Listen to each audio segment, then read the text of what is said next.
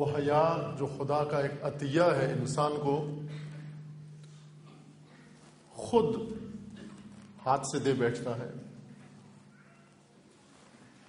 وہ احترام جو اللہ نے انسان کے لیے مقرر کیا ہے، وجود انسان کے لیے، روح انسان کے لیے، حتی جسم انسان کے لیے، بعض اوقات اس احترام کو کھو بیٹھتا ہے، گنوا دیتا ہے، ایسے اعمال انجام دیتا ہے جس سے غیر محترم شمار ہونے لگتا ہے.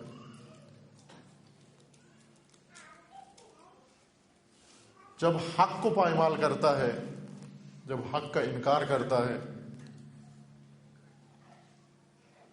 جب حق پہ تجاوز کرتا ہے، جب دوسروں کے حقوق و حدود کو پھلانگتا ہے، اس کے نتیجے میں خود اپنا احترام بھی کھو بیٹھتا ہے.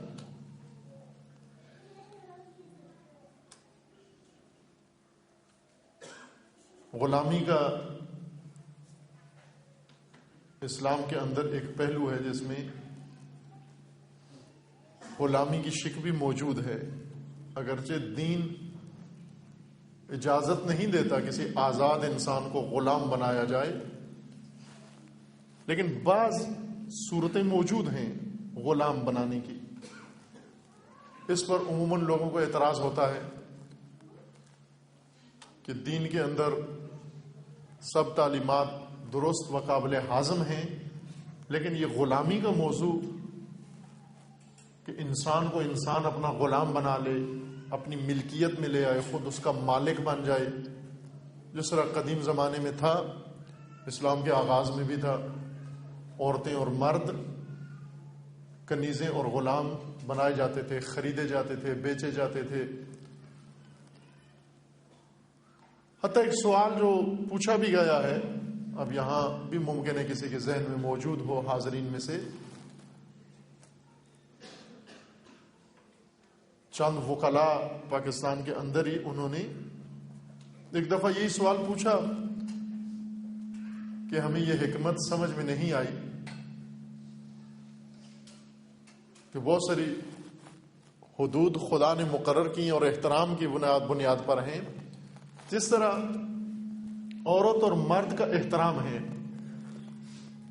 لہذا ازدواج جو ایک ضروری چیز ہے، وہ طبیعی و فطری چیز ہے، امر، لیکن احترامات کو ملحوظ رکھتے ہوئے یہ عمل انجام پاتا ہے. یعنی عورت کی بھی حرمت ہے، مرد کا بھی احترام ہے. ان کے اندر عقد ہونا، نکاح ہونا، یہ دونوں کے احترام کی علامت ہے کہ نکاح ہو ان دونوں کے درمیان، عقد ہو ان دونوں کے درمیان، باقاعدہ ایک رسمی حیثیت ازدواجی ان کی مقرر کی جائے اور بنے. یہ احترام کی وجہ سے ہے. لیکن کنیز کے ساتھ عقد ضروری نہیں ہے، نکاح نہیں ہے، وہ زوجہ بن جاتی ہے لیکن نکاح کے بغیر. ان وکلاء نے یہ سوال کیا کہ یہ کس بنیاد پر ہے؟ بالآخر وہ ایک انسان ہے، آیا اس کی کوئی قیمت نہیں ہے؟ اسے بیچا جا سکتا ہے، اسے خدمت لی جا سکتی ہے، اسے فروخت کیا جا سکتا ہے، اسے ہدیہ دیا جا سکتا ہے. یہ شرعی احکام ہیں موجود. کچھ نے اس کا جواب یہ دیا ہے کہ یہ اس زمانے کی باتیں ہیں، آج کل یہ ختم ہو چکی ہیں. یہ اس وقت جب تھا یہ سلسلہ، اس کے لیے ایک شک تھی، لیکن بعد کے لیے ممنوع ہو گیا. آج کسی مرد کو اور کسی عورت کو غلام و کنیز نہیں بنایا جا سکتا، فروخت نہیں کیا جا سکتا، خریدا نہیں جا سکتا، اور بغیر عقد و نکاح کے اس سے ازدواجی رشتے نہیں بڑھائے جا سکتے شرعی لحاظ سے. لیکن ہے، یہ شک موجود ہے، اس کو اسلام سے کوئی عازف نہیں کر سکتا. شریعت کے اندر موجود ہے یہ حکم. پھر کیسے اس کو حل کریں؟ ایک طرف سے دین کی تعلیمات اور ایک جانب سے اس قسم کے مسائل غلامی کے اور کنیزوں کے.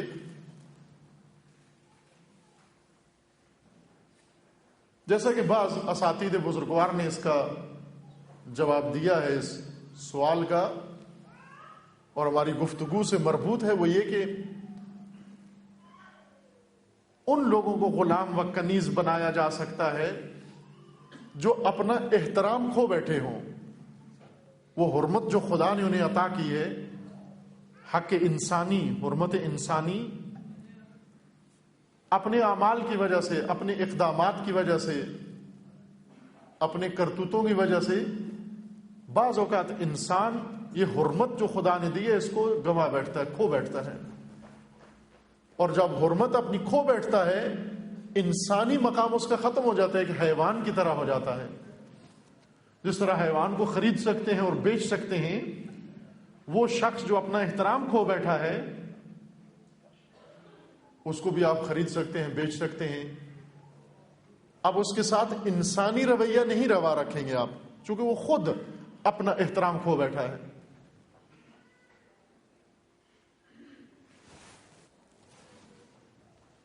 اس کی اپنی تفصیل ہے کہ کون کون سے کاموں سے انسان اپنا احترام و اپنی حرمت کھو بیٹھتا ہے. اگر کوئی کافر بھی ہے لیکن ہے محترم، اس کو قتل نہیں کر سکتے، اس کو خرید نہیں سکتے، اس کو بیچ نہیں سکتے کفر کی وجہ سے، صرف اس وجہ سے کہ یہ کافر ہے، حق نہیں بنتا اس کو غلام بنا لیں، اس کو کنیز بنا لیں. لیکن اگر یہی کافر اٹھ کر اسلام کے خلاف، مسلمین کے خلاف جنگ شروع کر دے اور اسلام کو مٹانے کی ناپاک کوششیں کرے، یہ اپنا احترام کھو بیٹھتا ہے. کافر رہتے ہوئے محترم ہے، لیکن جب حربی ہو جائے، جب دین کے خلاف قیام کرے، جب مسلمین کے خلاف قیام کرے، اپنی حرمت کھو بیٹھتا ہے. مرتد اسی طرح سے اپنا احترام کھو بیٹھتا ہے. قاتل اپنا احترام کھو بیٹھتا ہے. یہ وہ اعمال ہیں جو انسان انجام دے، اپنی حرمت کھو بیٹھتا ہے. لیکن جب تک اس سے یہ اعمال سرزد نہیں ہوتے، صاحب احترام ہے وہ صاحب حرمت.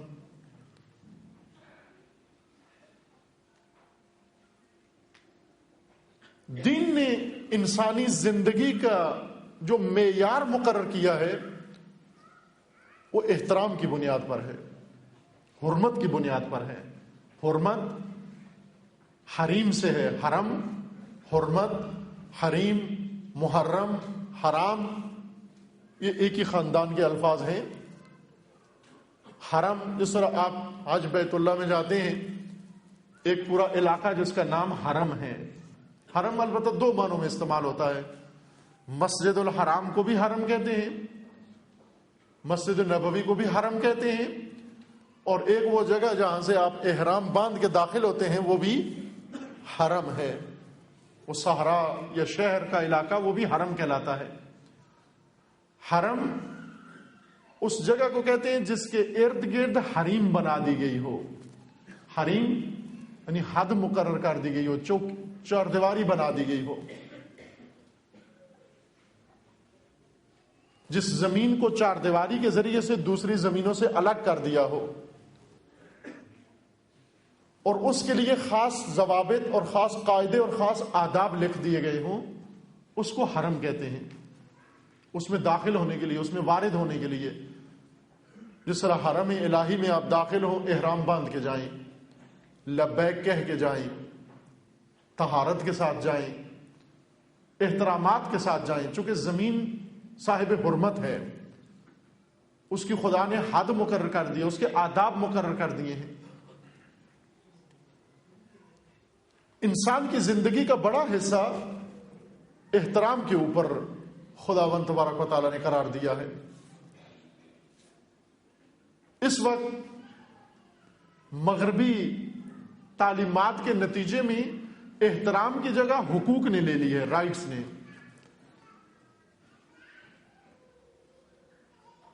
انسانی احترام کی جگہ انسانی حقوق آ گئے ہیں.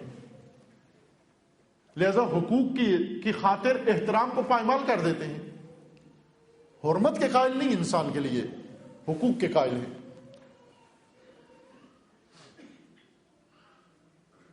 انسان کی زندگی سے جتنے شعبے تعلق رکھتے ہیں وہ بھی احترام و حرمت کی بنیاد پر ہیں. گھریلو زندگی، میاں بیوی کا رشتہ احترام کا رشتہ ہے. خادم و مخدوم کا رشتہ نہیں ہے، نوکرانی اور آقا کا رشتہ نہیں ہے، احترام کا رشتہ ہے۔ ماں باپ کا رشتہ احترام کا رشتہ ہے۔ خدا نے والدین کو حرمت قرار دی ہے، احترام مقرر کیا ہے، محترم ہے والدین۔ اولاد کے لیے بھی حرمت قرار دی ہے، محترم ہے یہ اولاد، بے حرمتی نہیں کر سکتے اس کی۔ یوں نہیں کہ فقط قرآن کی حرمت ہے، وہ اس کی بے حرمتی جائز نہیں، باقی ہر چیز کی بے حرمتی کی جا سکتی ہے۔ بے حرمتی اس کی جا سکتی ہے جو حرمت کھو بیٹھا ہو، احترام کھو بیٹھا ہو، اس کی بے حرمتی جائز ہے۔ آپ مومن کی غیبت نہیں کر سکتے، کیوں نہیں کر سکتے؟ چونکہ محترم ہے، اس سے اس کی بے حرمتی ہوتی ہے۔ مومن کی پیٹھ پیچھے بات کرنا، اس کو کوئی نقصان نہیں ہوتا مالی اس سے، لیکن آپ نہ کریں یہ کام، چونکہ اس کی بے حرمتی ہوتی ہے۔ اور روایت میں ہے کہ المومن اعظم حرمتا من الکعبہ، مومن کا احترام کعبہ سے بڑھ کر ہے۔ مومن کا احترام کعبہ سے بڑھ کر ہے۔ کعبہ کی بے حرمتی جائز نہیں ہے، مومن کی بھی بے حرمتی جائز نہیں ہے، لیکن یہ مومن بعض اوقات اپنی حرمت خود کھو بیٹھتا ہے اپنے اعمال کے ذریعے۔ جب فاسق و فاجر ہو جائے، فسق و فجور کا مرتکب ہو، دائرہ ایمان سے باہر ہو جاتا ہے، حرمت کو بیٹھتا ہے، وہاں پر دین بھی اجازت دیتا ہے اس کی غیبت کرو، کر سکتے اس کی غیبت۔ جو فاسق و فاجر ہو، فاسق و فاجر یعنی کھل مکھلا گناہ کرتا ہو، سب کے سامنے علنی، لوگوں کے سامنے معصیت خدا کرتا ہو، دین کہتا ہے اس کی حرمت نہیں، اس کا احترام ختم ہو گیا ہے۔ کیوں؟ کہ اس نے دین کی بے حرمتی کی ہے، اس نے حدود خدا کی بے حرمتی کی ہے، اس لیے اس کا احترام ختم ہو جاتا ہے۔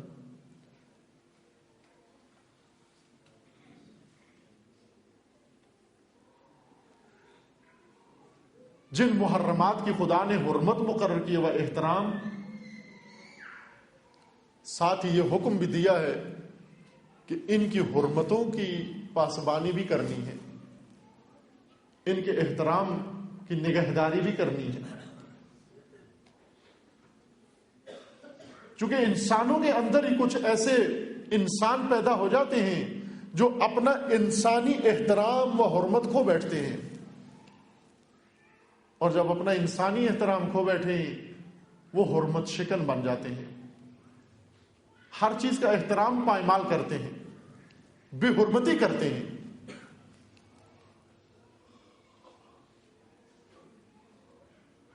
یزیدیت بے حرمتی کا نام ہے، یزید حرمت شکن انسان ہے۔ اور یہ زمانہ اور یہ تہذیب جو روز بروز ہمارے اندر پھیل رہی ہے، یہ حرمت شکن تہذیب ہے، یہ زمانہ حرمت شکن ہے، بے حرمتی کا زمانہ ہے۔ کسی چیز کی حرمت محفوظ نہیں۔ عورت کو خدا نے باحرمت بنایا ہے، صاحب احترام بنایا ہے۔ عورت کو عربی زبان میں کہتے ہی حرم ہے۔ سید الشہداء علیہ السلام نے جو استغاثہ دیا کربلا میں،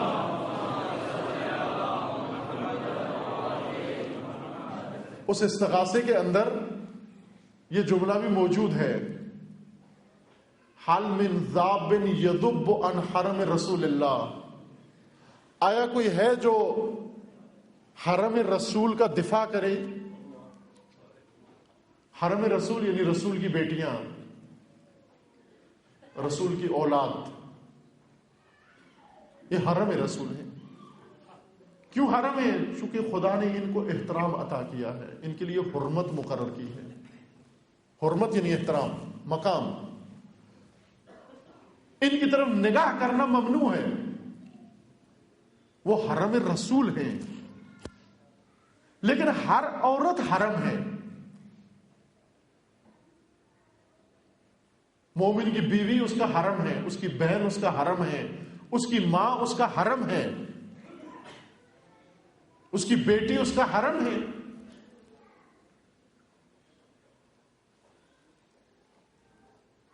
اس حرم کی بے حرمتی، اس کو ناپاک نگاہ سے دیکھنا ہے، اس حرم کی بے حرمتی ہو جاتی ہے. لیکن آج یہ حرم صاحب احترام حرمت والی چیز متاع بازار ہے، ہوسرانی کا ذریعہ ہے. وہ خود بھی اپنا احترام کھو بیٹھی ہے. آج عورت اپنا مقام کھو بیٹھی ہے، اپنا احترام کھو بیٹھی ہے. آج اس کی حیثیت ایک حیوان سے زیادہ پست کر دی گئی ہے، جس میں وہ خود بھی شامل ہے.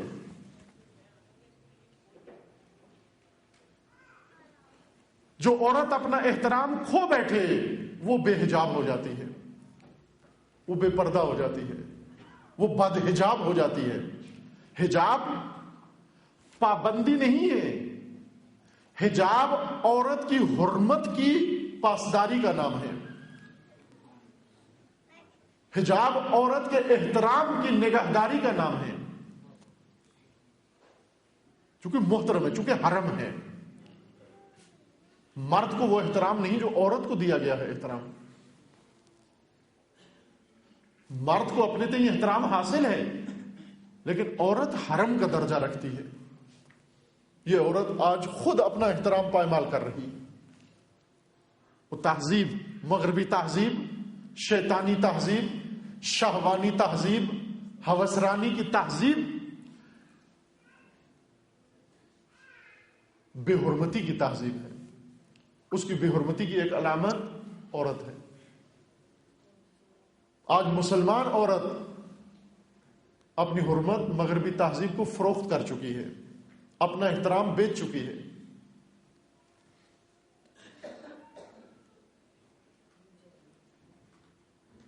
عزاداری فقط رونا، رلانا اور گریہ کرنا نہیں. عزاداری استمرار نہضت کربلا ہے. عزاداری در حقیقت تحریک حضرت زینب سلام اللہ تعالی علیہا ہے.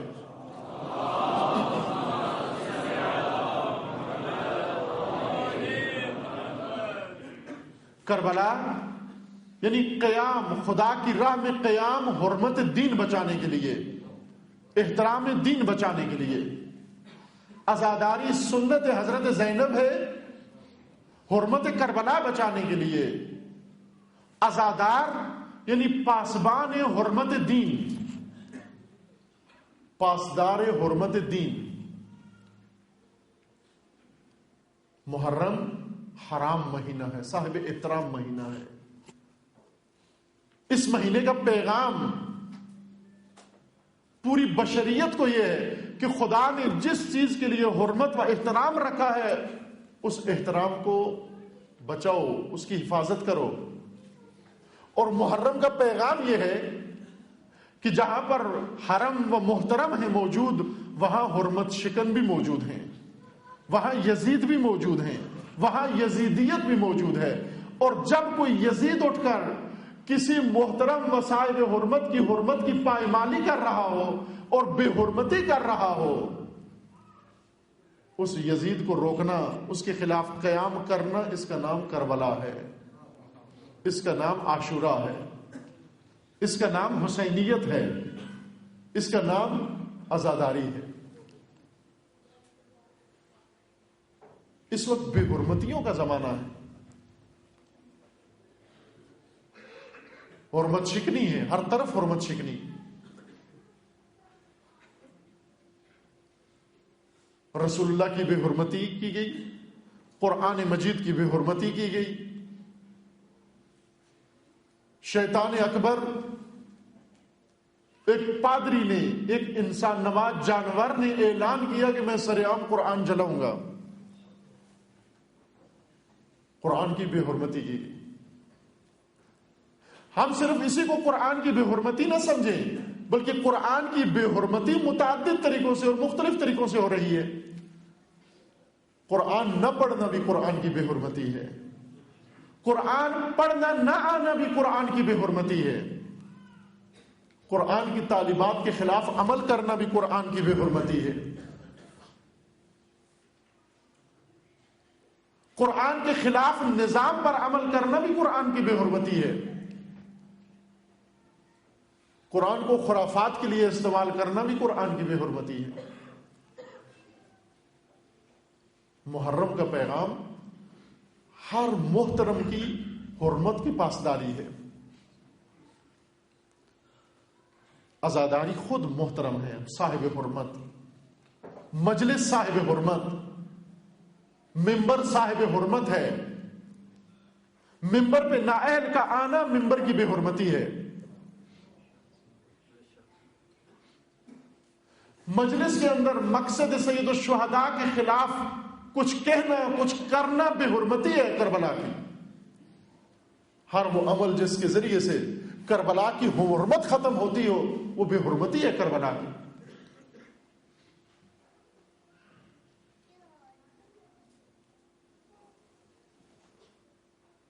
بہت کچھ ہے جس کو خدا نے حرمت عطا کی ہے، اور آج بے حرمتی کا زمانہ یعنی یزیدیت کا زمانہ ہے۔ ہم رسم عزا فقط اول محرم سے شروع کر کے 10 محرم کو ودا کر کے چلے جاتے ہیں، جبکہ رسم عزا شروع ہی 10 محرم سے ہوتی ہے۔ عزا سنت حضرت زینب ہے، وہ حضرت زینب کی نہضت شروع ہی عصر عاشور سے ہوتی ہے۔ این اس لمحے جس وقت ہم نوحہ ودا پڑھ رہے ہوتے ہیں، اسی لمحے حسین کربلا میں کھڑے ہو کر لبیک مانگ رہے ہوتے ہیں۔ این عصر عاشور کو ہم یا حسین الوداع کہتے ہیں، اور این اسی وقت حسین کھڑے ہو کر کہہ رہے حل من ناصر ینصرنا، اسی وقت کہتے ہیں حسین الوداع جس وقت لبیک کہنے کی باری آتی ہے۔ حسین کو لبیک کہنا حرمت کربلا کی پاسداری ہے۔ یہ نہضت حضرت زینب ہے۔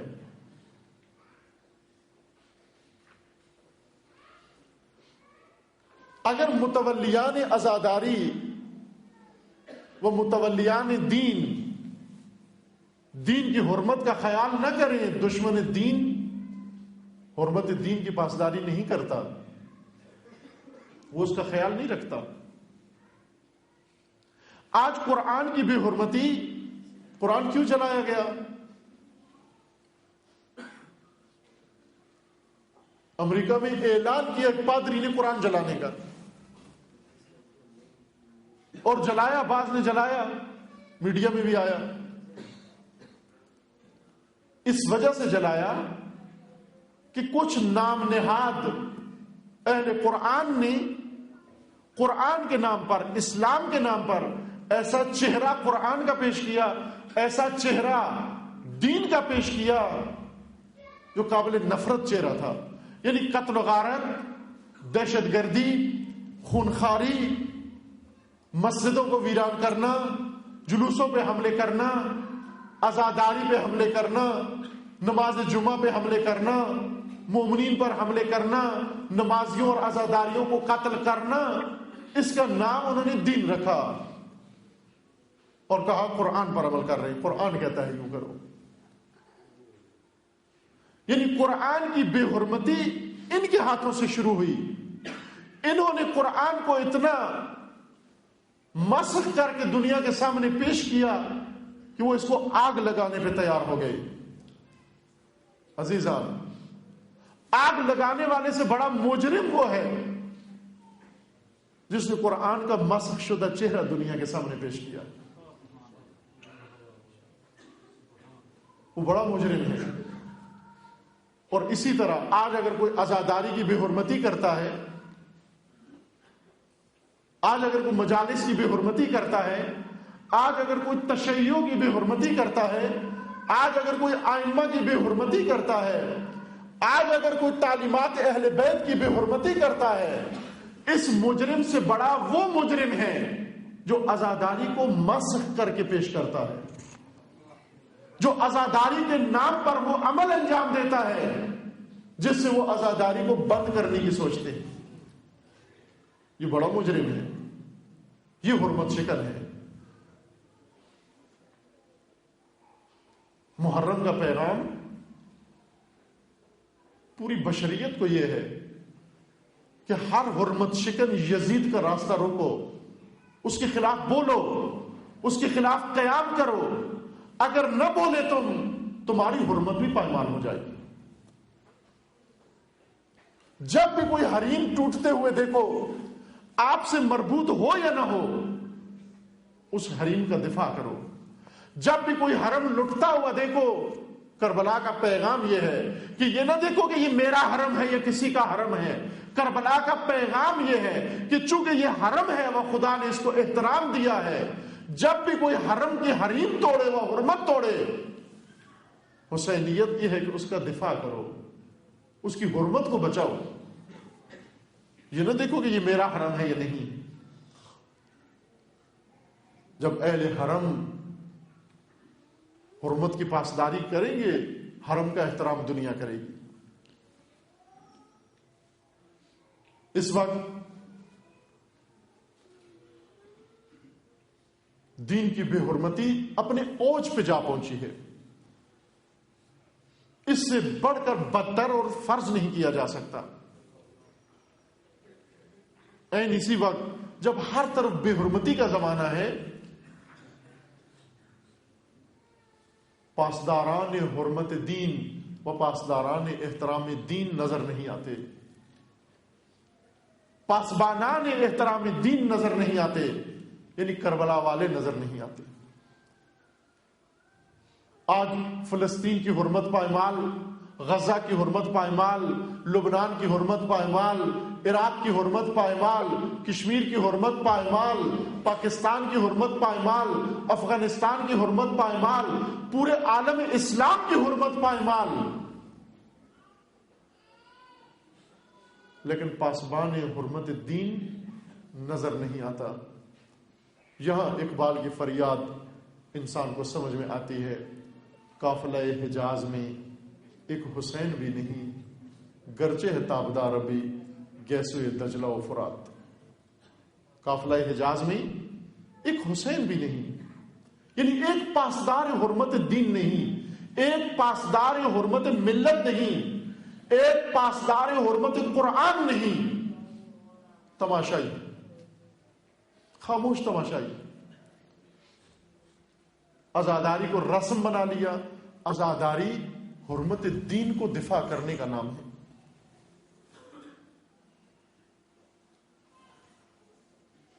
انشاءاللہ خداوند تبارک و تعالی اس ماہ حرام میں و ماہ محرم میں تمام عزاداران سید الشہداء و تمام مومنین کو اپنے حفظ و امان میں محفوظ فرمائے۔ دین و قرآن اور اہل بیت و عزاداری کی بے حرمتی کرنے والوں کو خدا نے نابود فرمائے، اور ان کی سرپرستی اور حمایت کرنے والوں کو خدا نے نابود فرمائے۔ موضوع جو اس سلسلہ مجالس کے لیے انتخاب ہوا ہے، توفیق جو خداوند تبارک و تعالیٰ کی جانب سے نصیب ہوئی کہ ایک دفعہ پھر اپنی پرتقصیر عمر میں ہم ذکر سید الشہداء کے قابل ہوئے، اور دعا ہے پروردگار سے کہ انشاءاللہ آخر ایام عزا تک یہ توفیق انشاءاللہ نصیب حال رہے و شامل حال رہے۔ وہ موضوع جو آج کا زندہ موضوع اور آج کا ضروری موضوع ہے، جس میں آج کل ہم سب مبتلا ہیں اور جس کی زد پر ہیں اور جس کی آماجگاہ بن چکے ہیں ہم، اس کا عنوان ہے فتنہ۔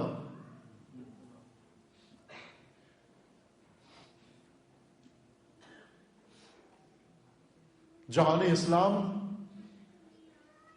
فتنوں کا مرکز ہے، آج فتنوں کا گڑھ ہے، بھنور بن چکا ہے، اور بالخصوص پاکستان جس میں فتنے ہی فتنے ہیں، ہر روز ایک نیا فتنہ، اور امت ان فتنوں کے اندر حیران و سرگردان اور کنفیوز، جس کو کچھ سمجھ نہیں آ رہی کہ ہوگا کیا ہمارے ساتھ. اور ان فتنوں کی تازہ ترین قسط جو اسی ہفتے سامنے آئی، وکی لیکس.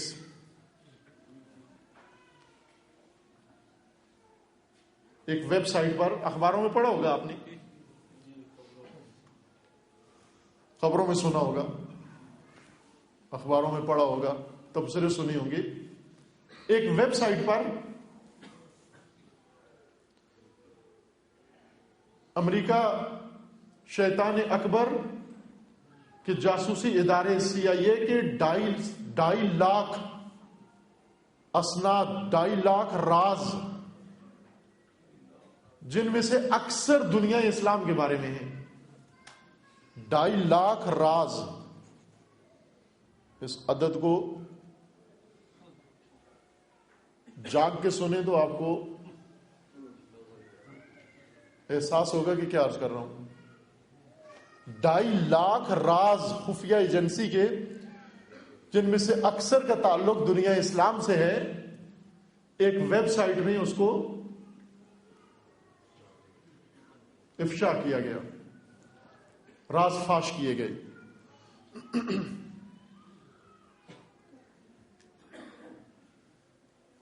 تاریخ انسان میں پہلی دفعہ اتنے راز ایک دن فاش ہوئے ہیں.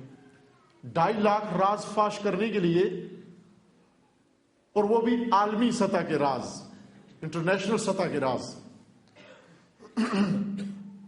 کم از کم 2.5 لاکھ دن چاہیے. لیکن یہ 2.5 لاکھ راز چند منٹ میں دنیا کے سامنے آ گئے، جس کے نتیجے میں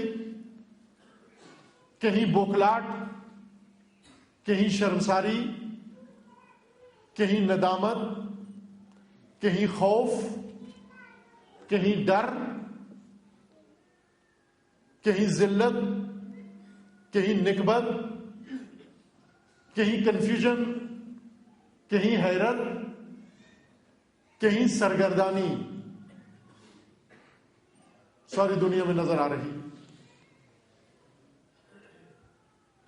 مجتہدین سیاست گونگے ہو گئے ہیں.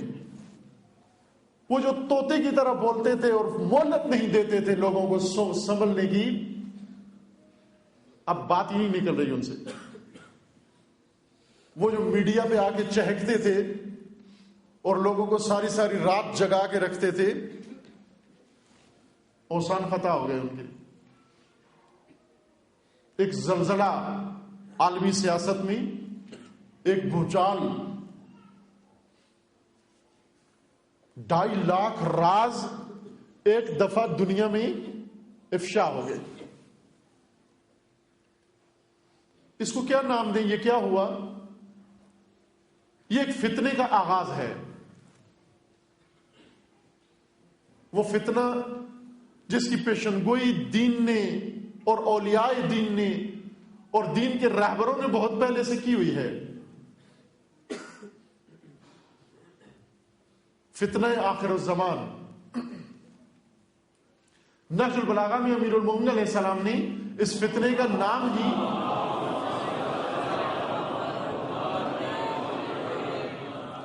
فتنہ آخر الزمان رکھا ہے،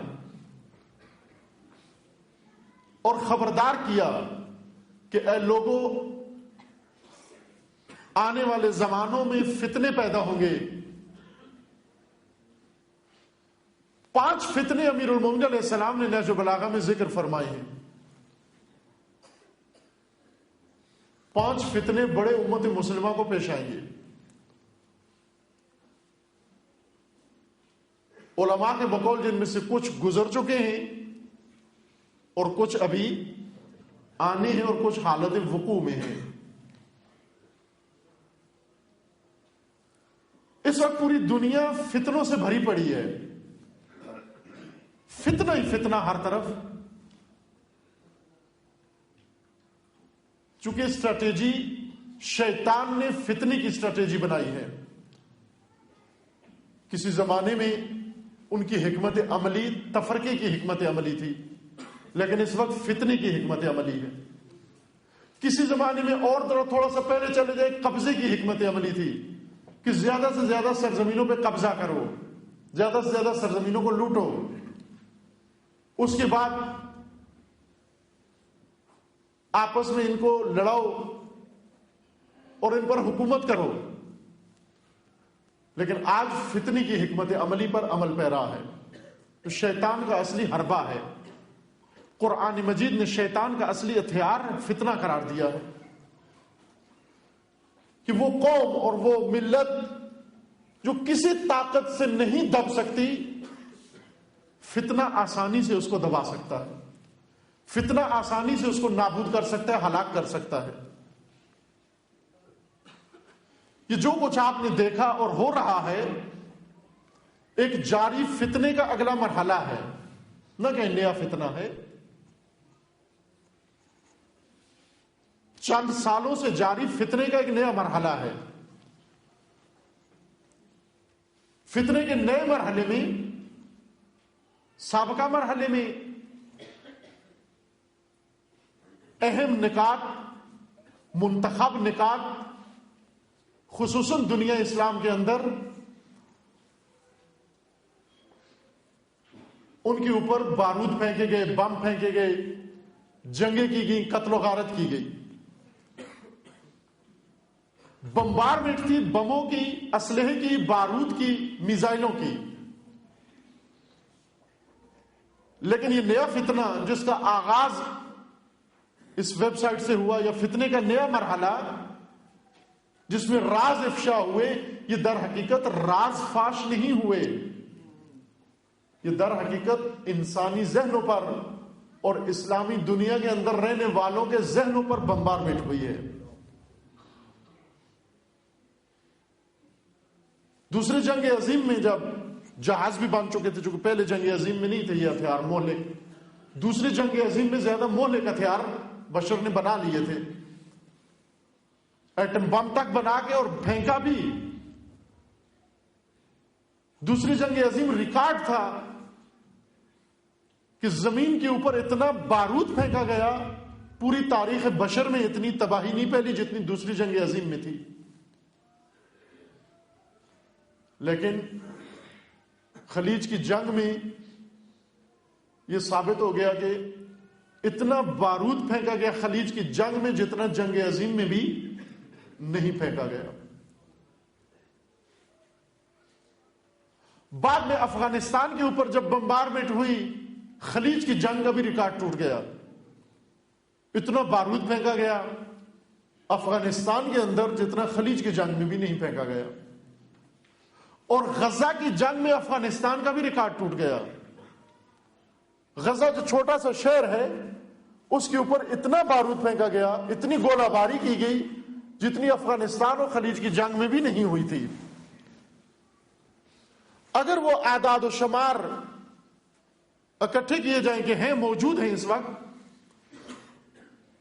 پھر بھی موجودہ بمبارمنٹ سے بہت کم ہے مقدار اس کی.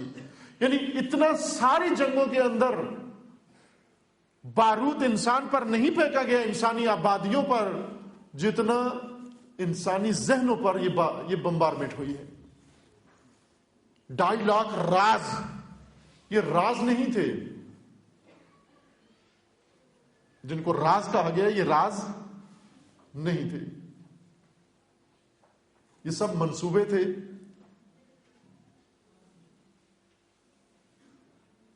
جن منصوبوں سے آگاہ کیا جا رہا ہے، وہ منصوبے جو کچھ تکمیل پا چکے ہیں اور کچھ حالت تکمیل میں ہیں.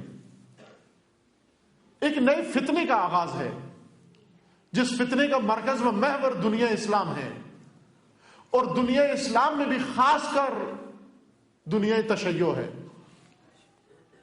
یہ فتنہ جو نیا مرحلہ جس کا شروع ہے، نہ کہ نیا فتنہ پہلے سے جاری ہے. فتنے کے نئے مرحلے میں جو عروج آیا ہے اور ایک ٹرننگ پوائنٹ آیا ہے، اس کا محور دنیا اسلام، اور دنیا اسلام کے اندر بھی تشیع.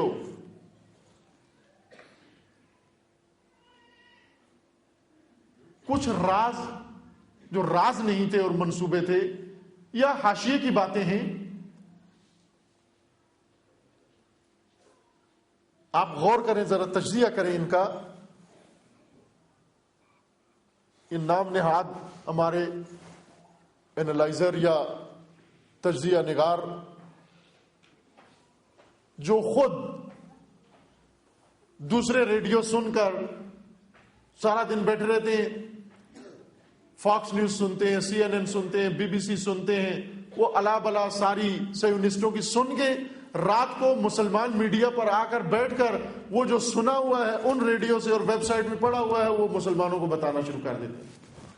یہ اب یوں ہونے والا ہے، اب یوں ہونے والا ہے، اس سے یہ مراد ہے، اس سے یہ مراد ہے، اور وہ کنفیوژن جو ان کے ذہنوں میں ہے وہ ہمارے ذہنوں میں ڈال دیتے ہیں.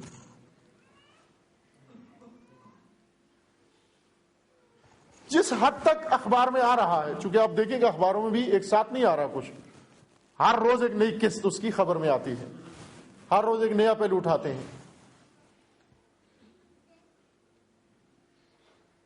اگر آپ تقسیم کریں جو کچھ برملا ہوا ہے اس کو، انہوں نے دنیا اسلام کے بارے میں بھی کہا ہے، غیر اسلامی دنیا کے بارے میں بھی کہا ہے، لیکن جو کچھ اسلامی دنیا کے بارے میں اس کی نوعیت الگ ہے، غیر اسلامی دنیا کے بارے میں جو کچھ کہا ہے اس کی نوعیت الگ ہے. میں اشارہ کرتا جاؤں گا انشاءاللہ ساتھ ساتھ نمونے آپ کی خدمت میں بیان کر کے. اسلامی دنیا کے اندر بھی جو کچھ تشیع کے بارے میں کہا ہے اس کی نوعیت 100% مختلف ہے اس سے جو غیر تشیع دنیا اسلام کے بارے میں کہا گیا. پاکستان کے بارے میں بہت کچھ کہا گیا ہے، آپ نے کچھ مشاہدہ کر بھی لیا ہے، سن بھی لیا ہے. خیر پاکستانیوں کی طبیعت پہ اس کا کوئی اثر نہیں پڑتا. ناراض ہو یا تو مجھے گالی ہزار دے، یا وہ نشے نہیں جنہیں ترشی اتار دے. فاش کرتے ہیں تو بدنام جو ہوں گے تو کیا نام نہ ہوگا. وہ جن کے چرچے پہلے ہی ساری دنیا کو معلوم تھے، جو پہلے ہی ننگے تھے، ننگے کے بارے میں کہو تو ننگا ہو رہا ہے، اس کو کیا اثر پڑتا ہے. لیکن جو کچھ آیا آپ اس کو دیکھیں. پاکستان کے بارے میں کچھ افراد کے بارے میں، شخصیات کے بارے میں، اداروں کے بارے میں کچھ راز تھے، کچھ خفیہ باتیں تھیں جو برملا کر دی انہوں نے. وہ بھی کون سا ادارہ؟ دنیا کا سب سے بڑا جاسوسی ادارہ، سب سے بڑا جاسوسی ادارہ، جس کو تجربہ بھی سب سے زیادہ ہے، جس کی جاسوسی کا نیٹ ورک بھی بہت مضبوط ہے، جس کا حفاظت کا انتظام بھی سب سے اعلیٰ ہے، جس کے کام صدیاں گزر جائیں کسی کو پتہ نہیں چلتے. خود امریکہ کے اندر اس جاسوسی ادارے کے اتنے محفوظ دستاویزات یہ 2.5 لاکھ کی تعداد میں ایک ویب ماسٹر کو مل جاتی ہیں اور وہ ساری آ کر اپنی سائٹ پر چڑھا دیتا ہے.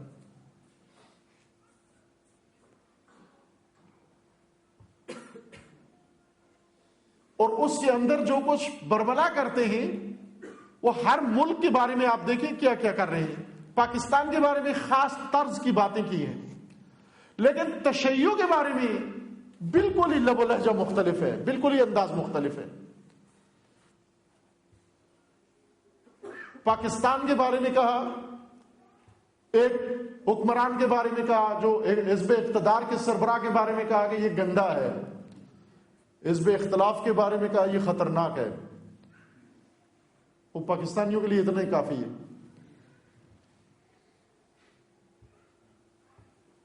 کوئی پاکستانی بیرون ملک گیا، جا کر اس نے اپنے دوست سے ملا اور اس نے کہا کہ سنا ہے آپ کے ہاں یہ مار داڑ زیادہ ہوتی ہے، اور تو یہ اتنا اسلحہ کہاں سے لاتے ہیں آپ لوگ؟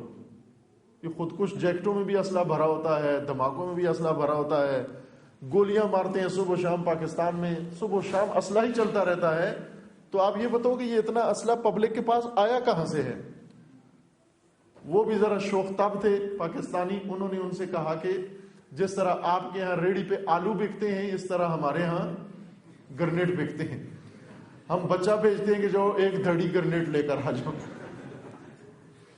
وہ ڈر گیا, اس نے پاکستانی سے ملنا جلنا ہی چھوڑ دیا کہ یہ اتنی خطرناک قوم ہے کہ ان کی ریڑھیوں پہ گرنیڈ بکتے ہیں یہ, اور ایک دھڑی 2 دھڑی گرنیڈ روز لے کے استعمال کرتے ہیں, ایک دوسرے پر پھینکتے ہیں. وہ نے اگر کہا جائے کہ یہ گندا ہے, وہ کہتے ہیں کہ اس ہاؤس میں سارے گندے ہیں, اس میں صاف کون سا ہے جو یہ گندا ہے. کہتے ہیں یہ خطرناک ہے. اب اس میں بے خطر کون ہے جو یہ خطرناک ہے. اس میں فلاں ایسا ہے. کوئی اثر نہیں ہوا, سب نے پڑھ لیا, ٹھیک ہے معمول کی بات ہے, یہ تو ہوتا رہتا ہے.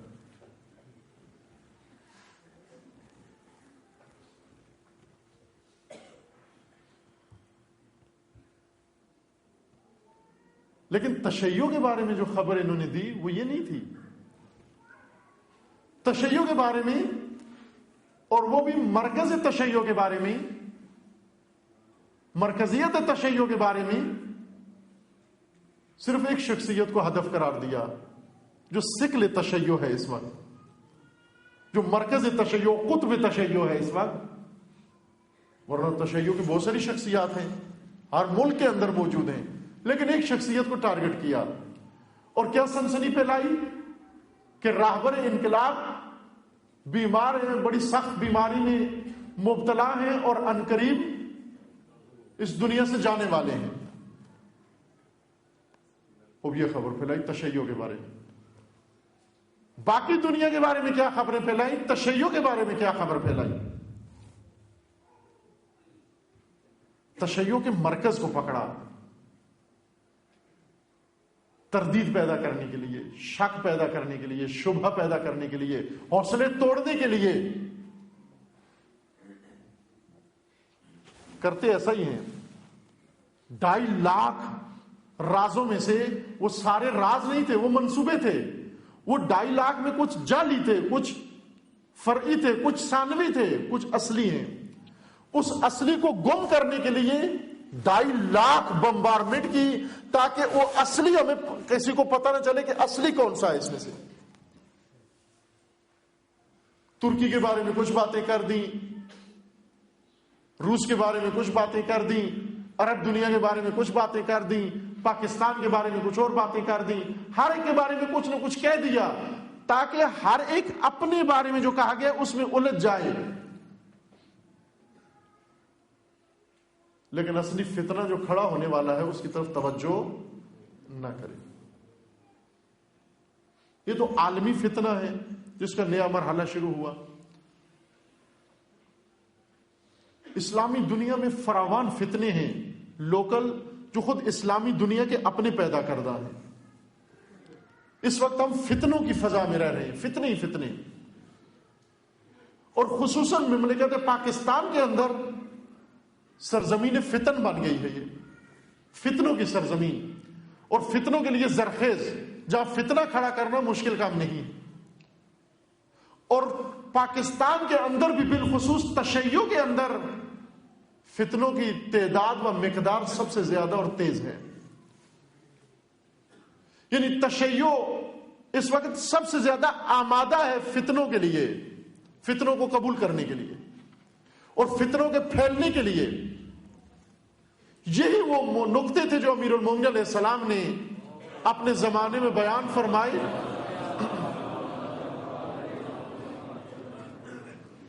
کہ عنقریب تمہارے اوپر فتنے نازل ہونے والے ہیں. ان فتنوں کی حقیقت بتائی, ان فتنوں کی ماہیت بتائی, ان فتنوں کی شناخت کروائی, ان فتنوں کے مختلف پہلو بیان فرمائے, تاکہ آپ فتنہ شناس بن جاؤ اور فتنے سے بچ سکو. جناب سید رضی جامع نہج البلاغہ, جنہوں نے نہج البلاغہ کے خطبے اکٹھے کیے اور کلمات, بہت صاحب ذوق و ہنر انسان تھے, ادیب فصیح و بلیغ. انہوں نے اپنی فصاحت و بلاغت کے جوہر دکھلائے اور خوبصورتی سے یہ خطبے جمع کیے. ان خطبوں میں بہت سارے خطبوں کا موضوع ہی فتنہ ہے، چونکہ امیر المومنین کا دور بھی فتنوں کا دور تھا. چاروں طرف فتنے فتنے ہی فتنے تھے. ہر شہر سے فتنہ، مدینے سے فتنہ اٹھ رہا تھا، مکہ سے فتنہ جنم لے رہا تھا، بصرہ میں فتنہ برپا ہو رہا تھا، شام و دمشق میں فتنہ برپا تھا، مصر میں فتنہ برپا تھا. ہر طرف فتنہ ہی فتنہ تھا. اور آخرکار وہ نظام انہی فتنوں کا شکار ہو گیا، فتنوں کا لقمہ بن گیا. اس لیے امیر المومنین نے سب سے بڑھ کر وہ بہتر فتنوں کی تشریح کی اور فتنوں سے آگاہ کیا. اس وقت جو ہماری صورتحال ہے پاکستان کے اندر، تشیع کے لیے سب سے ضروری باب و چیپٹر پڑھنے کے لیے فتنہ ہے کہ اس وقت فتنے کی حقیقت کو سمجھیں تاکہ فتنے کے شر سے بچیں.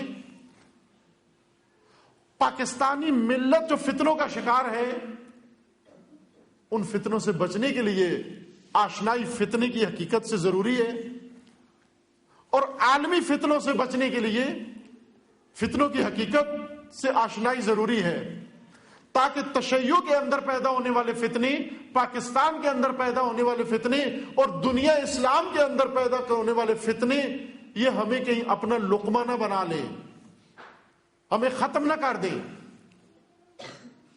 آگہی ضروری ہے، شعور ضروری ہے. محرم شعور کا مہینہ ہے، کربلا شعور کی سرزمین ہے، وہ کربلا قبلہ شعور ہے. اس لیے کربلا جانے کو کہا گیا، اس لیے کربلا کی زیارت پہ تاکید کی گئی کہ کسی معصوم کی یا امام کی زیارت عمر میں کرو یا نہ کرو، لیکن کربلا کی زیارت ضرور کرو. کسی زیارت کے بارے میں یہ حکم نہیں ہے کہ اگر تمہارے پاس پیسے نہیں تو قرض لے کر زیارت پر جاؤ، سوائے زیارت سید الشہداء کے، کہ اگر مال نہیں ہے قرض لے کر بھی سید الشہداء کی زیارت کو جاؤ. ایک ایسا زمانہ بھی گزرا ہے جب سید الشہداء کی زیارت پہ ٹیکس لگا دیا گیا تھا، اور ٹیکس یہ تھا کہ زائرین اپنا کوئی عضو کٹائیں، یا ٹانگ کٹوائیں یا بازو کٹوائیں.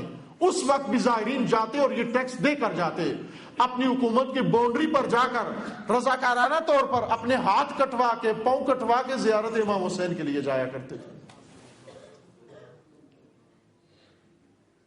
یہ روایات میں پہلے پڑھ چکا ہوں یہاں لاہور کی ہی ایک مجلس میں، ایک عشرے میں، عاشورہ بعنوان مکتب، کہ کربلا کو کیوں قبلہ قرار دیا گیا، کیوں ہمارا رخ کربلا کی طرف موڑا گیا.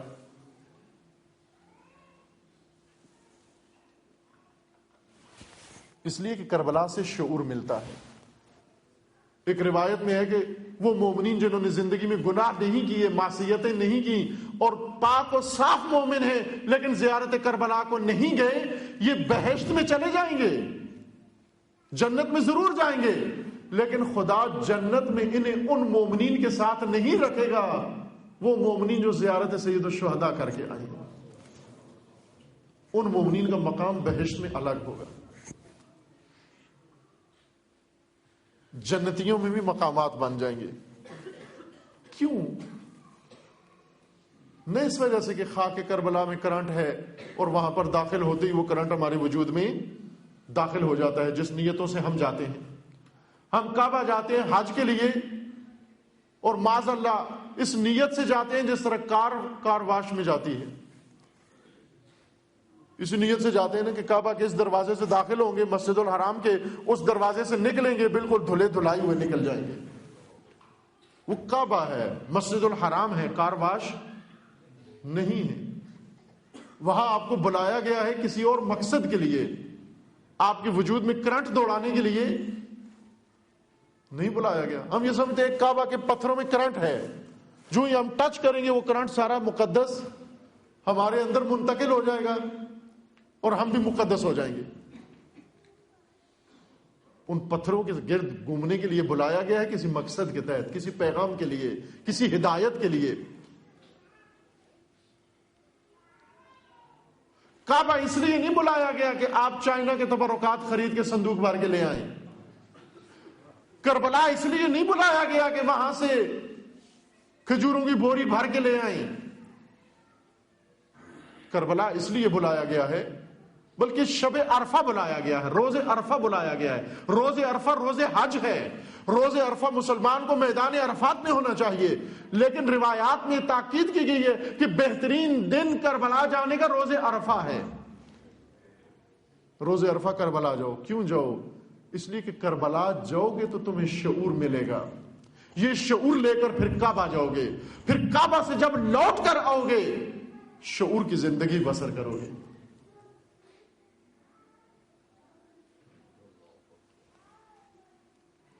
کربلا اس لیے بلایا گیا ہے. کربلا قبلہ شعور ہے. فتنوں کا مقابلہ انسان شعور سے کرتا ہے. یہ شعور کربلا سے بیدار ہوتا ہے. فتنے جو پاکستان کے اندر، فتنے جو تشیع کے اندر، فتنے جو عالمی سطح پر برپا ہیں، ہضم کرنے کے لیے، ختم کرنے کے لیے ان فتنوں سے آگاہی ضروری ہے، ان فتنوں سے آشنائی ضروری ہے، تاکہ دور سے مومن کو پتہ چل جائے فتنہ کس کو کہتے ہیں، فتنہ ہے کیا چیز. نہج البلاغہ کی پہلی حکمت امیر المومنین علیہ السلام نے، جو سید رضی نے پہلی حکمت قرار دی ہے،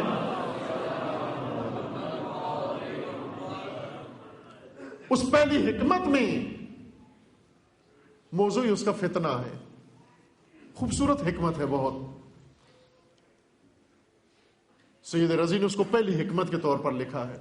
امیر المومنین فرماتے ہیں کن فی الفتنۃ کابن اللبون لا زہر فیرکب ولا زرع فیحلب. فتنوں کے اندر اونٹنی کے بچے کی طرح بن جاؤ. وہ بچہ جس کا دودھ بھی نہیں ہے اور جس کی پشت پہ سواری بھی نہیں لی جا سکتی.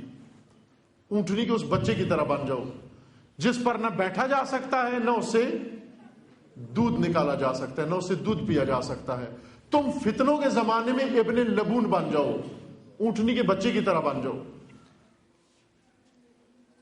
بعض اونٹنی کے بچہ بننے کے بجائے گدھے کا بچہ بن گئے.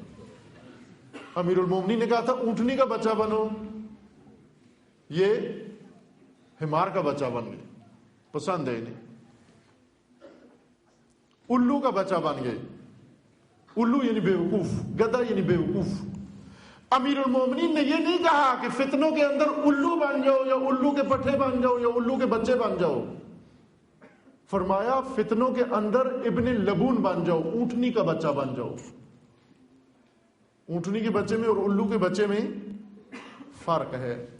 اونٹنی کا بچہ احمق کو نہیں کہتے، نادان کو نہیں کہتے، لا تعلق کو نہیں کہتے. وہ یہ کہے کہ ان فتنوں کا مجھ سے کیا تعلق اور میرا فتنوں سے کیا تعلق. اونٹنی کا بچہ وہ ہے جو نہ فتنوں کو دودھ پلائے نہ فتنوں کو سواری دے،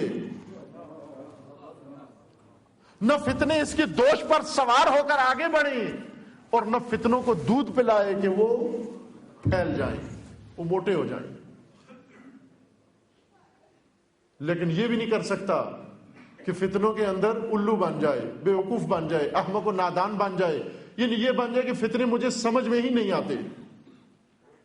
یہ الو بننا ہے فتنوں کے اندر. فتنے ہوتے ہی الو بنانے کے لیے.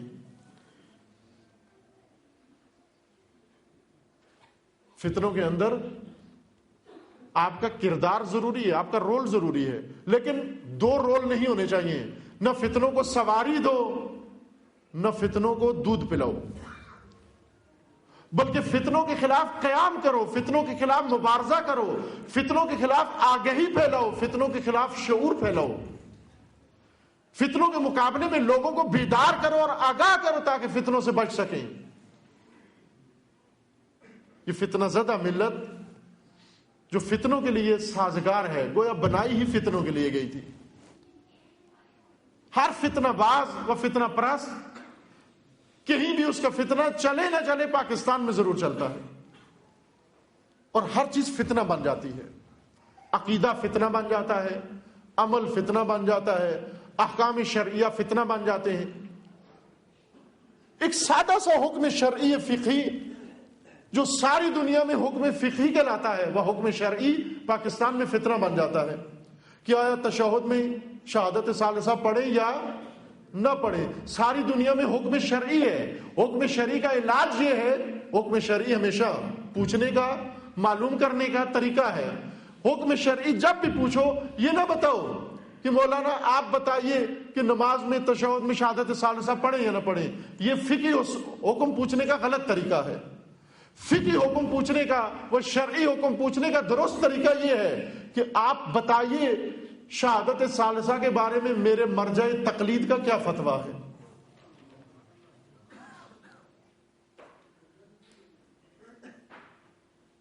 صحیح سوال تو کریں۔ غلط طریقہ یہ آپ تنور والے سے جا کر پوچھیں کہ اس وقت سریے کی قیمت کیا ہے۔ کیوں؟ چونکہ وہ اسٹیل فیکٹری میں بھی برنر لگا ہوتا ہے، تیرا بھی تنور ہے، وہ بھی تنور روٹی کا ہے، یہ تنور اسٹیل میلٹ کرنے کا نہیں ہے۔ کیونکہ کہ جہاں تنور لگا ہوا وہاں اسٹیل بنتا ہے۔ ہر امامہ بے سر اور ہر ٹوپی بے سر یہ نہیں بتا سکتا کہ نماز میں کیا پڑھنا ہے اور کیا نہیں پڑھنا ہے۔ اگر مقلد ہو کسی کے، تقلید کرتے ہو، تو مسئلہ شرعی یوں پوچھو کہ میرے مرجع تقلید کا فتویٰ کیا ہے۔ آپ پوچھو میرے مرجع تقلید کا کیا فتویٰ ہے، آسان رائے حل ہے۔ اگر مرجع تقلید کہتے ہیں پڑھو تو آپ پڑھو، اگر مرجع تقلید روکتے ہیں نہ پڑھو آپ نہ پڑھو، سادہ سا رائے حل۔ لیکن پاکستان میں یہی شرعی مسئلہ فتنہ بن جاتا ہے۔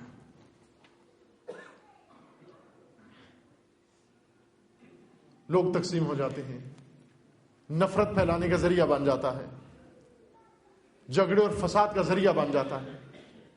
پوری دنیا کے اندر شیعہ سنی رہتے ہیں، سعودی عرب کے اندر شیعہ سنی رہتے ہیں،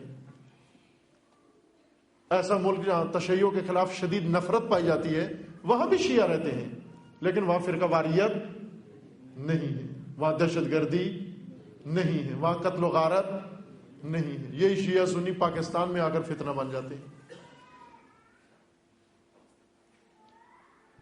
پوری دنیا میں جمہوریت موجود ہے، پاکستان میں جمہوریت آ کر فتنہ بن جاتی ہے۔ گویا یہ سرزمین ہے ہی فتنوں کے لیے۔ امیر المومنین فرماتے ہیں کہ فتنے وحشی اژدہا کی طرح ہیں جو رون دیتے ہیں، پائمال کر دیتے ہیں ان لوگوں کو جو فتنوں کی زد میں آ جائیں،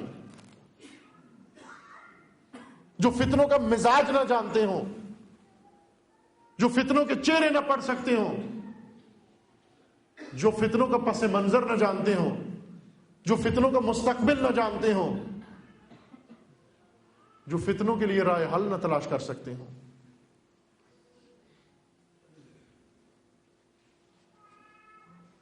انقلاب اسلامی کے شکست کے لیے اتنے حربے استعمال کیے گئے، اتنے حربے استعمال کیے گئے کہ اتنی انقلاب کی عمر نہیں ہے جتنے انقلاب کے خلاف حربے استعمال کیے گئے۔ یہ مبالغہ نہیں کر رہا ہوں، حقیقت ہے۔ اتنے حربے استعمال کیے گئے، اتنی سازشیں اور اتنے منصوبے بنائے گئے جتنی انقلاب کی عمر بھی نہیں ہے، اس سے کم ہے۔ لیکن کسی حربے نے اتنا اثر نہیں دکھایا جتنا فتنے نے دکھایا۔ انقلاب کو بہت نازک حالت تک فتنہ پہنچا گیا۔ یہ فتنہ جو الیکشن کے بعد ایران میں شروع ہوا مخملی انقلاب کے نام سے، اور جو ابھی تک جاری ہے وہ فتنہ، یعنی اس کو دبا ہوا ہے، زیر خاکستر ہے، اور رہبر معظم ہر روز اس ملت کو بتاتے ہیں، سمجھاتے ہیں، شعور دیتے ہیں کہ فتنوں سے آگاہ رہو، فتنوں کے مزاج کو سمجھو۔ عزیزان، پاکستانی ہونے کے ناطے ہمارا فریضہ ہے ہم فتنوں کے مزاج کو سمجھیں تاکہ ملک کو فتنوں سے بچائیں۔ شیعہ ہونے کے ناطے ہمارا فریضہ ہے کہ فتنوں کے مزاج کو سمجھیں تاکہ تشیع کو فتنوں سے بچائیں، شیعہ کو فتنوں سے بچائیں۔ امت مسلمہ کا حصہ ہونے کے ناطے ہمارا فریضہ ہے کہ فتنوں کے مزاج کو سمجھیں تاکہ امت مسلمہ کو فتنوں سے نجات دیں۔ یہ فتنے جو وحشی درندے کی طرح ہزار ہزار سر لے کر اور منہ کھولے ہوئے سب کچھ نگلنے کے لیے تیار ہیں۔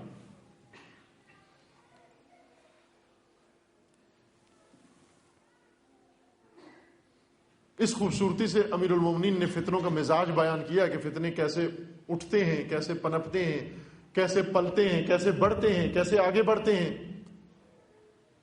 ابن لبون بننا، ابن لبون یعنی فتنوں کو دودھ مت پلاؤ، فتنوں کو ہوا مت دو، فتنوں پہ سواری مت لو اور فتنوں کو سواری نہ دو، لیکن لا تعلق بھی نہ بیٹھو۔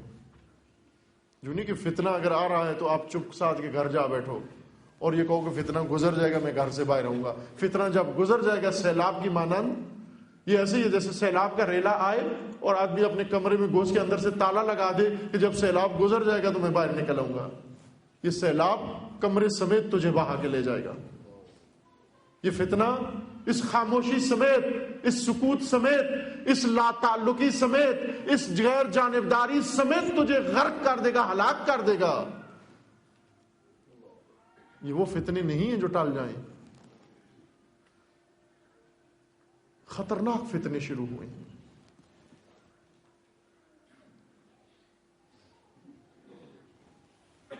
ان فتنوں کا مزاج قرآن اور نہج البلاغہ کی روشنی میں آپ کی خدمت میں عرض ہوگا، اور ساتھ ساتھ چونکہ ہمیں 1400 سال کے پہلے کے فتنوں کا مقابلہ نہیں کرنا جو ہو چکے ہیں، ہمیں 800 سال پہلے کے فتنوں کا مقابلہ نہیں کرنا جو گزر چکے ہیں، ہمیں ماضی کے فتنوں کا مقابلہ نہیں کرنا جو گزر چکے ہیں، ہمیں ان فتنوں کا مقابلہ کرنا جو ہم پہ گزر رہے ہیں، اور ہمیں ان فتنوں کا مقابلہ کرنا جو ابھی آنے والے ہیں، جو ہماری کمین میں بیٹھے ہوئے ہیں۔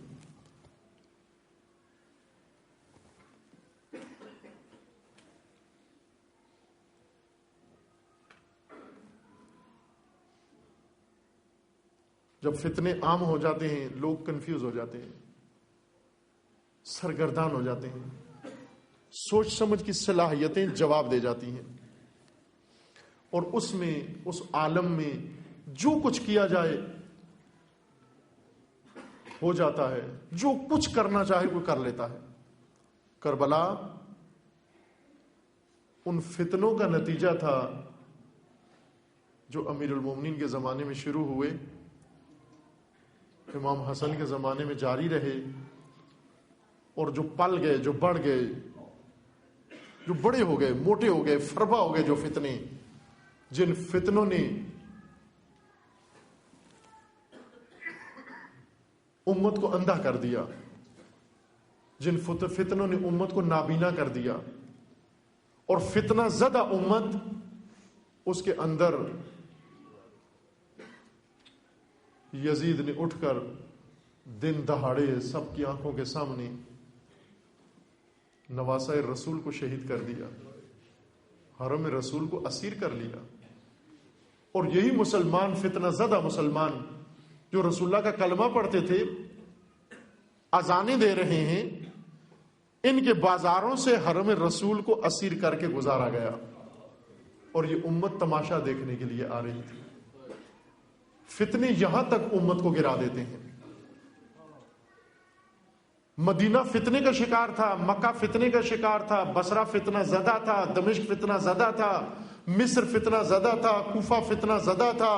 فتنہ زدہ امت بیٹھی رہی خاموشی سے، فتنہ زدہ حاجی احرام باندھ کے کعبہ کے گرد چکر لگاتا رہا، سید الشہداء اور امام وقت کے کہنے پر لبیک نہیں کہی۔ فتنے اس قدر کور کر دیتے ہیں انسان کو۔ سید الشہداء نے مکہ سے احرام کھولے، تمام حاجیوں کو کہا کہ میں خروج کر رہا ہوں، قیام کر رہا ہوں، ظالم وقت و یزید وقت کے خلاف، آؤ میرا ساتھ دو۔ کسی حاجی نے احرام نہیں کھولے. کیوں؟ کیا نہیں ان کو نہیں معلوم تھا یہ کون شخصیت ہیں؟ معلوم تھا انہیں، یقین جانے معلوم تھا انہیں. تاریخ بتاتی ہے معلوم تھا انہیں. سید الشہداء کو کیا کہتے تھے کہ حج کا بڑا عظیم ثواب ہوتا ہے، اور خصوصاً آپ جو نواسۂ رسول ہیں، وہ آل رسول ہیں، آپ کی معیت میں حج کا تو ثواب اور ہی زیادہ ہو جاتا ہے. حج کا ثواب دوبالا ہو جاتا ہے. یعنی جانتے تھے یہ آل رسول ہیں، اگر یہ ہمارے ساتھ حج کو آئے حج کا ثواب بڑھ جائے گا. بس جانتے تھے کون ہے یہ شخصیت. اسی شخصیت کو تنہا چھوڑ دیا. فتنہ زدہ امت اسی طرح سے ہے، جو امت فتنوں کا شکار ہو جائے، جو نہ سمجھ پائے.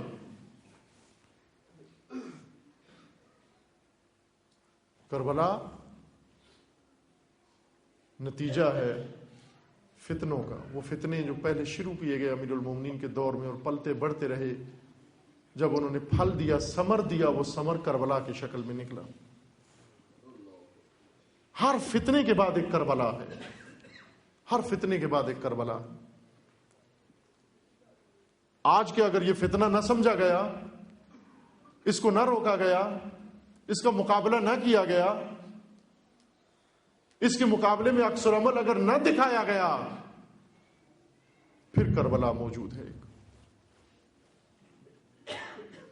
پھر اولاد ابراہیم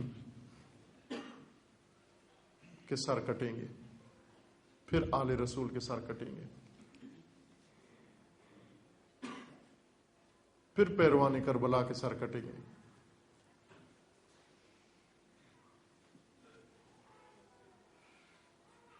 ان فتنوں سے آشنا کرنے کے لیے امیر المومنین نے کتنی زحمتیں کی. یہ نہج البلاغہ کے خطبے جنہیں پڑھ کے رونا آتا ہے، انسان کو گریہ کرنے کو جی چاہتا ہے. جب علی کے غم و دکھ انسان پڑھتا ہے. اور یہ فتنے جو رحلت رسول اللہ کے فوراً بعد شروع ہو گئے تھے، ان فتنوں سے آگاہ کرنے کے لیے بنت نبی نے کتنی زحمتیں اٹھائی، کتنے مصائب اٹھائے، کتنے درد اٹھائے. امت کو ان فتنوں سے آشنا کرنے کے لیے بی بی دنیا پرست تو نہیں تھی، معصومہ ہے، منزہ ہے، دنیا دار نہیں ہے. حضرت زہرا دنیا طلب نہیں ہے، دنیا پرست نہیں ہے، مال دنیا سے محبت نہیں ہے، لیکن پھر بھی اپنے حق کا مطالبہ کرتی ہیں. کیوں مطالبہ کرتی ہیں؟ در حقیقت وہ کھجوروں کے درخت لینے نہیں گئی تھیں، امت کو فتنے سے آگاہ کرنے گئی تھی. یہ بتانے گئی تھی، امت کی آنکھیں کھولنے گئی تھی، امت کو شعور دینے گئی تھی. بہانہ مل گیا، دوسروں کی غلطی اور بیوقوفی اس کو بہانہ بنا لیا امت کو شعور دینے کے لیے. لیکن امت آگاہ نہیں ہوئی. خطبہ زہرا سے بھی امت آگاہ نہیں ہوئی. جب دیکھا میرے خطبوں کا اثر نہیں ہوتا، بی بی نے روضہ رسول پر آ کر رونا شروع کر دیا. یہ احساساتی رونا نہیں تھا. خام لوگوں کا رونا احساساتی رونا ہوتا ہے، لیکن وہ ہستی جس کی رضا میں خدا کی رضا ہو، اس کا رونا احساساتی رونا نہیں ہوتا. وہ جو نساء العالمین سے افضل ہوں، وہ برتر ہوں، اس کا رونا احساساتی نہیں ہوتا. مقصد کے لیے روتی تھی، ہدف کے لیے روتی تھی. کبھی رو کر بھی دنیا کو بتایا جاتا ہے، دنیا والوں سنو، اس گریے کا راز سمجھو، ان آنسوؤں کے پیچھے موجود حقیقت کی طرف توجہ کرو. اس گریے میں بھی پیغام ہوتا ہے. بیدار نہیں ہوئے، بلکہ آ کر علی سے شکوہ کرتے تھے، علی آپ کی زوجہ بہت دردناک طریقے سے روتی ہیں. ہم نیند نہیں کر سکتے. ہماری خواتین گھروں میں پریشان ہو جاتی ہیں.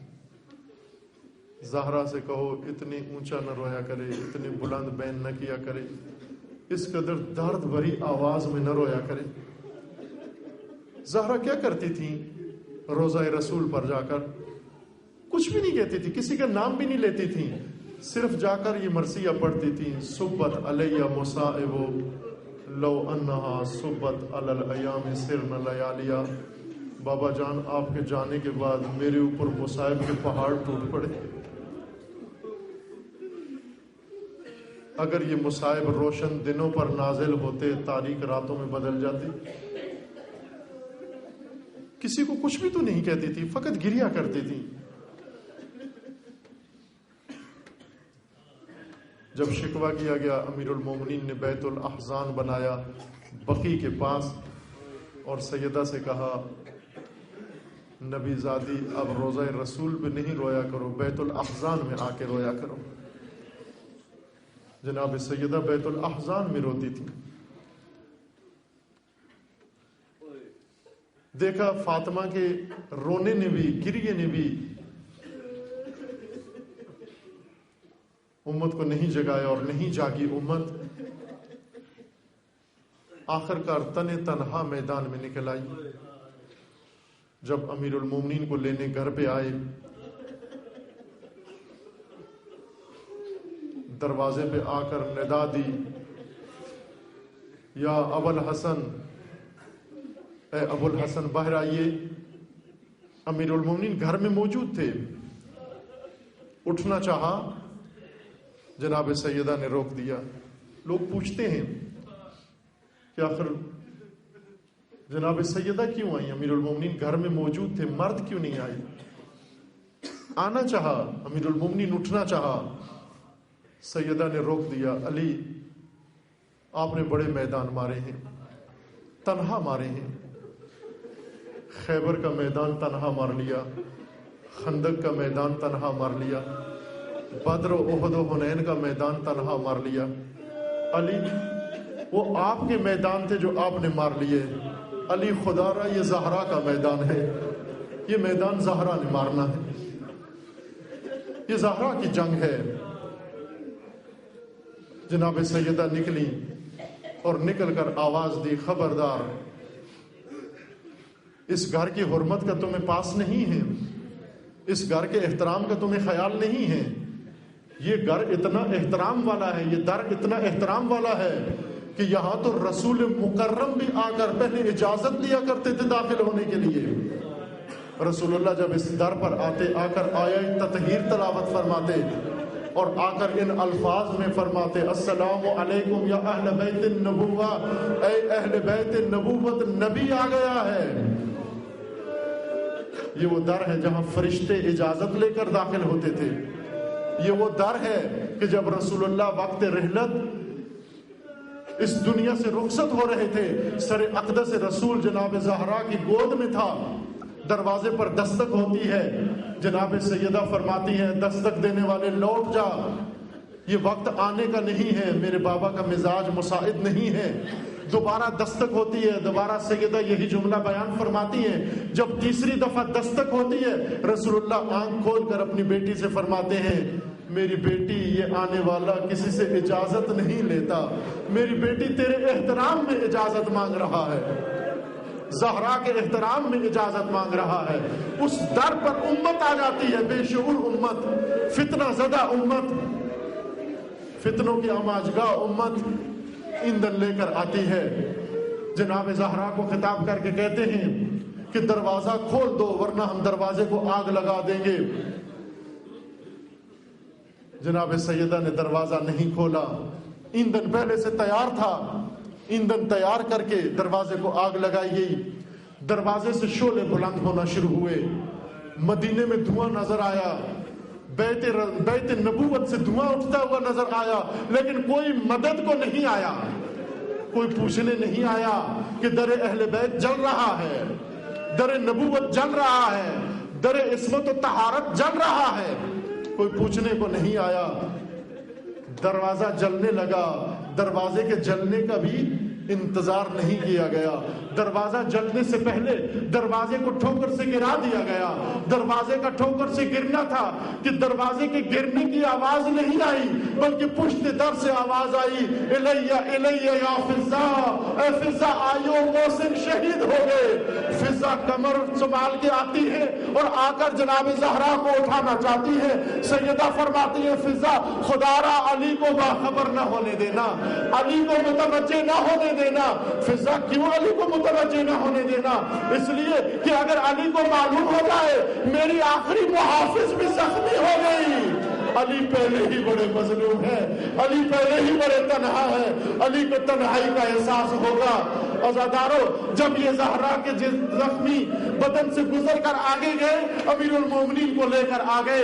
بس وہ بیان نہیں کرنا امیر المومنین کو کیسے پکڑ کر لے کر آئے، اس طرح سے تو لائے، بے حرمتی کے ساتھ لائے، اس بے حرمتی کے ساتھ لائے کہ زہرا کو اپنا زخم پہلو کا بھول گیا۔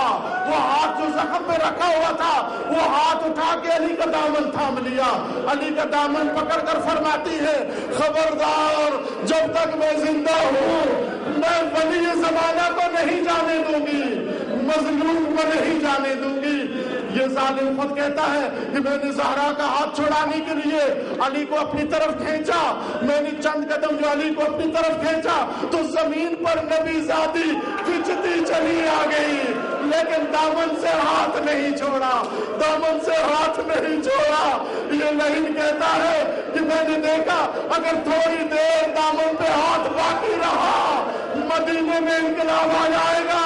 میں نے ہاتھ چھڑانے کے لیے دائیں دیکھا بائیں دیکھا، میرے قریب گلفت کھڑا تھا، اس کی کمر بند میں تازیانہ تھا، میں نے تازیانہ نکالا، ہوا میں لہرا کے اس زور سے دست اطہر زہرا کو مارا کہ ہاتھ ٹوٹ گیا، مظلوم کا دامن ٹوٹ گیا۔ زخمی ہاتھ لہرا کے، نیلے ہاتھ والا، نیلے زخم والا ہاتھ لہرا کے بلند کر کے کہتی ہے علی اللہ کے حوالے، علی اللہ کے حوالے۔ سب بلند آواز سے کہو یا زہرا، یا فاطمہ، یا زہرا۔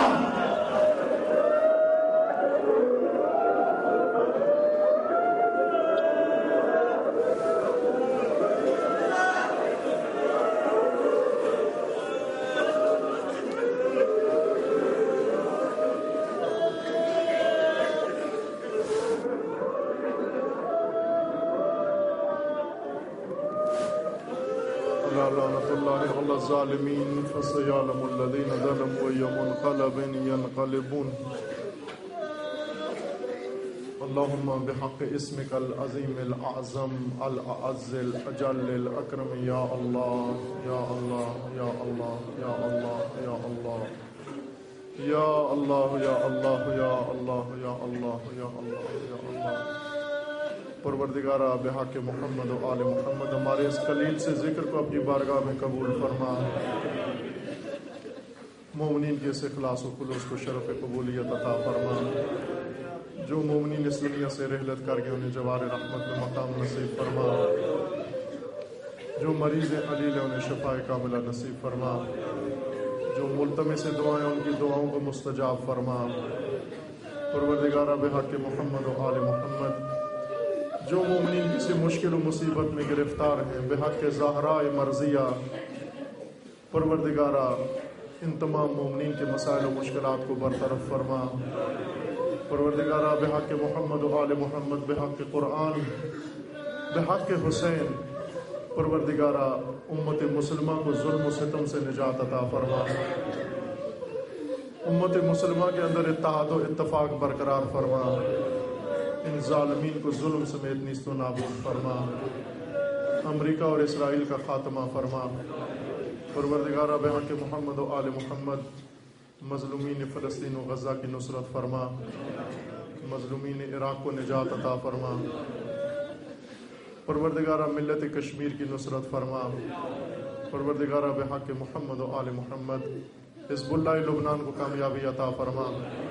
سید مقاومت سید حسن نصر اللہ کی حفاظت فرما، رہبر انقلاب اسلامی کا سایہ دراز فرما، انقلاب اسلامی کو دشمنوں کے شر سے محفوظ فرما، مملکت پاکستان کی حفاظت فرما، اس ملک کے دشمنوں کو نیست و نابود فرما، پاکستان کے اندر ناامنی پھیلانے والوں کو نیست و نابود فرما، ان کی حمایت و سرپرستی کرنے والوں کو رسوا فرما۔ پروردگارہ بحق محمد و آل محمد تمام عزاداران سید الشہداء علیہ السلام جہاں کہیں بھی ہیں اپنے سایہ حفظ و امان میں محفوظ فرما، دشمنان عزاداری کو نیست و نابود فرما۔ پروردگارہ بحق محمد و آل محمد بحق قرآن اپنے ولی حق ولی اللہ العظم اجل اللہ تعالی فرج و شریف کا جال در جال ظہور فرما، ہمیں حضرت کے اعوان و انصار میں سے ہونے کی توفیق عطا فرما۔ تمام مرحومین کے لیے، مومنین و مومنات کے لیے، بالخصوص شہداء کے لیے و بالاخص امام شہداء حضرت امام راحل کے لیے سورہ فاتحہ۔ بسم اللہ الرحمن الرحیم۔